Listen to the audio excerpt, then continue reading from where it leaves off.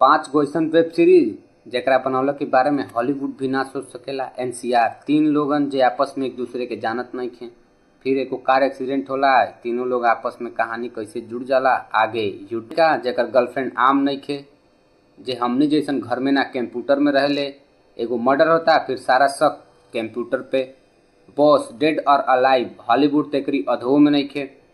सुभाष चंद्र बोस के ऐसा ऐसा कहानी किस्सा देखावल बा कि सब हिल जइब देख के।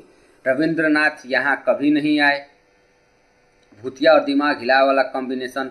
बड़ी सी हवेली में रहले एगो अकेली रानी, जे दूसरी तरफ बिया एगो चुड़ैल जौन अपन जवानी खरीदले रहले बलि दे के। आगे जियो सिने से जबरदस्त सपने और एवरीवन। दिल्ली की सड़क पर पुराना गाड़ी में जेमे एगो लड़का बंदूक लेके घूमता, दूसरी तरफ एगो लड़का यही शहर में हीरो बने के सपना लेके आवता। जब कहानी खत्म हुई तब पक्का तो हम लोग बाल्टी भरते बोलो।